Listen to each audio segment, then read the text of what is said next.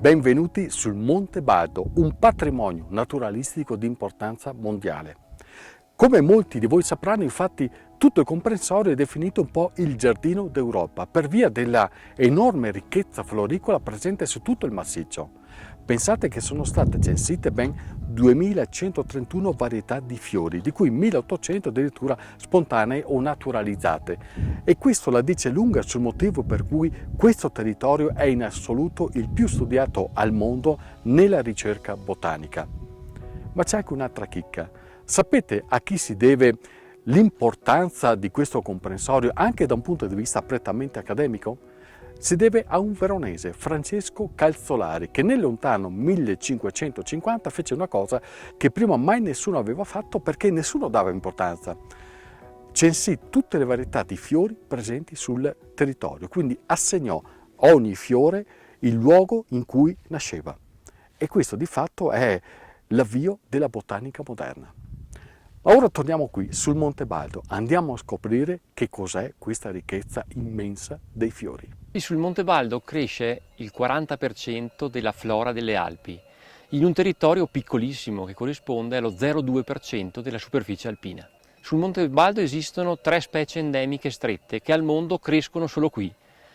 Si tratta della Brassica baldensis, che abbiamo scoperto come specie nuova per la scienza nel 2007 nei dintorni di Madonna della Corona, del velo di sposa della Madonna, Gypsophila papillosa, che cresce sulle colline moreniche di Garda, e del ranuncolo di Kerner, Callianthemum kerneranum, che cresce solamente al di sopra dei 1800 metri.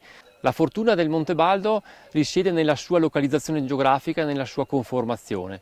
Siamo nella parte meridionale delle Prealpi. Il Monte Baldo ha una direzione nord-sud principale e quindi funge da ponte fra il Mediterraneo e la catena alpina. In vari casi il Monte Baldo costituisce il limite di crescita per alcune specie o mediterranee o alpine. Sul Baldo coesistono tutte le fasce vegetazionali tipiche di questo ambito. Si passa da aree mediterranee dominate dal leccio e dall'ulivo fino alla fascia degli arbusti contorti e delle praterie alpine dominate ad esempio dalla stella alpina.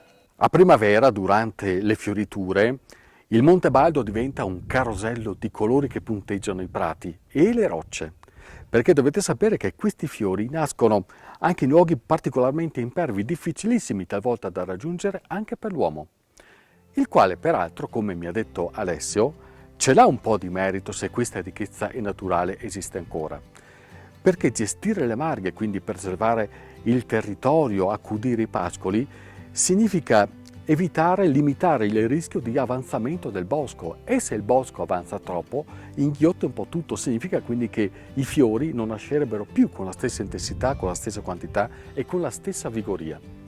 E su questi prati, tra l'altro, nasce anche quella che può essere definita la mascotta floristica del lago di Garda, ovvero l'orchidea Ophrys benacensis.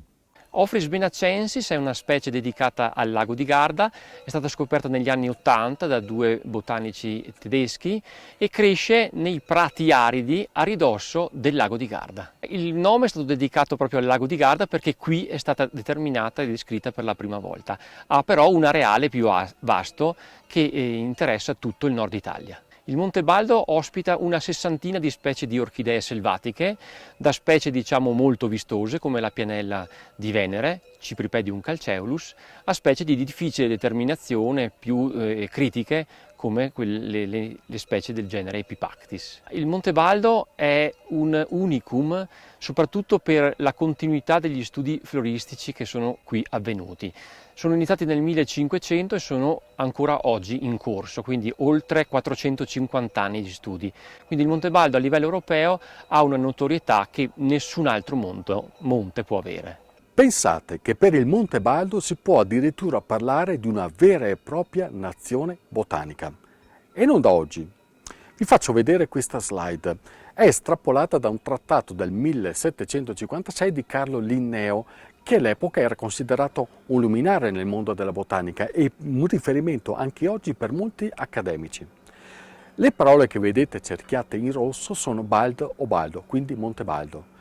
Ebbene, questo documento è la certificazione ufficiale, il riconoscimento universale che quelle specie, tantissime, nascono sul Monte Baldo. e il nome quindi di questa specie è accostato indissolubilmente a questo luogo specifico, ovvero il Monte Baldo. Ma oggi tutta questa ricchezza botanica, questo patrimonio unico che si può ritrovare solo qui con tutta questa abbondanza di varietà floristiche, che importanza ha? Qual è il valore, il significato intrinseco di tutta questa bellezza? La ricchezza di specie rare, la presenza di specie uniche al mondo e una diversità floristica così elevata fanno sì che questo posto sia una specie di miracolo della natura e ciascuna persona che qui frequenta o che qui ci vive dovrebbe essere consapevole del valore, della ricchezza che questo posto offre. Dobbiamo anche essere consapevoli che questa ricchezza può essere un simbolo di identità territoriale.